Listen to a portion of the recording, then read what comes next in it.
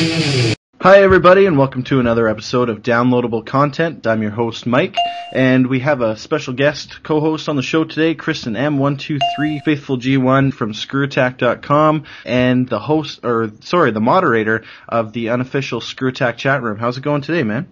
Hey Mike, how's it going? Pretty decent. Glad to have you on the show, and got a few decent games here. So we had pre-picked out these games prior, and we got 2 virtual console games, and we have 1 Xbox Live arcade game. And yeah, we can get the ball rolling right away here, and we'll start with the game Ikaruga for the Xbox Live Arcade. And basically this game is a top-down shooter type of idea. Plays very similar to like 1942 and that type of a game. Really decent graphics and fast gameplay. The cool thing about this game is it's actually a port because it was originally released on the Nintendo GameCube. And the Sega Dreamcast. And the Dreamcast, that's right. So, yeah, I mean, it's a fantastic game, very, very fast-moving. It's got a lot of cool elements in it. What did you think about it? Well, the main thing I thought is this is a really hard game. Yeah, it is absolutely difficult. You take run after run after run at the levels and try to get everything good to go for it. And I find myself dying very regularly. It's a matter of memorization is what it is, memorizing the patterns. Yeah, exactly. So something cool about this game is they introduce like a polarity type of idea where you have a white side of your ship and a dark side of your ship, and the enemies will shoot those same colors, and you have to flip your ship upside down to absorb those bullets or to dodge certain bullets. So when you absorb them, you take the energy in and you fill your power meter up, and you can release like this power attack with missiles. Yeah. But if you get hit with the opposite side, it damages and explodes your ship. So, but yeah, I mean, all in all, fantastic game. Really hard though. That was the one downside to it. And yeah, do you have any other thoughts about it, or? Well, that's the main thing. It's a fun shoot 'em up game. It's hard as hell, but it's a great game if you're looking for a challenge and you're a fan of shoot 'em ups. Yeah, I totally agree. So, because it's so difficult, I'd recommend giving it a try first. Download the demo, see if you like it, if you enjoy it. Pay the extra, I think it's, $10 right now? In which case, yeah, I say give it a try, because if you buy it right away, you might get frustrated with how difficult it is. I agree with the try unless you're a fan of shoot 'em ups, then I say buy it right away. For sure. Cool. Okay, so moving on, we've got Comix Zone, and this is a virtual console title for the Wii, originally released on the Genesis in 1995, so it's a little bit older, but in terms of gameplay, it actually runs quite smooth. Most Genesis games did at the time. And the basic story plot is your main character is a comic book artist. He's drawing or writing his comic book, and the main evil villain pops out of the comic book and sends your character into the world, the Comix Zone. And you have to fight your way through enemies and bosses and stuff like that to get back out and return everything back to the way it was. Yes. Yep, so the cool thing about this game is the entire game is played in a comic book panel style of like a frame-by-frame sequence, which I thought was really cool. It's like the art styles and everything like that. It kind of makes you feel like you're playing a comic book. Yeah, that was really cool. You just didn't see that very often in games at the time. The whole art style, it was awesome.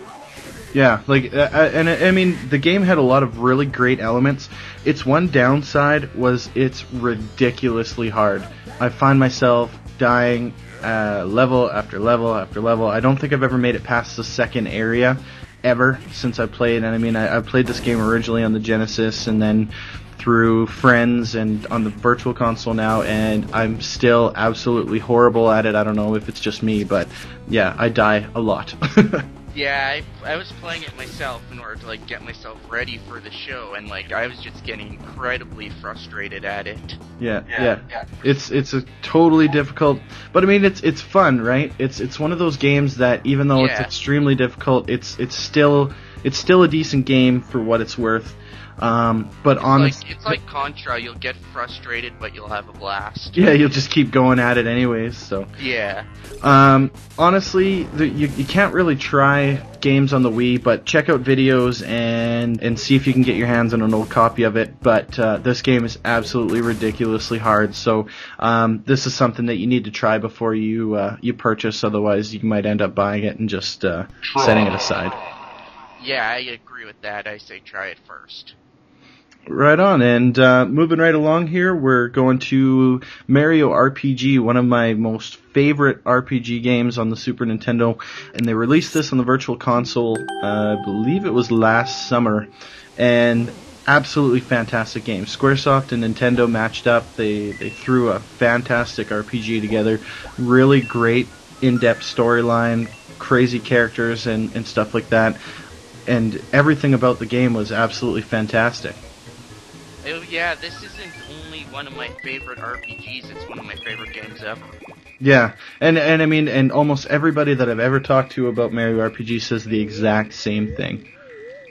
Exactly, it's just like the perfect RPG in my opinion. Yeah, for sure.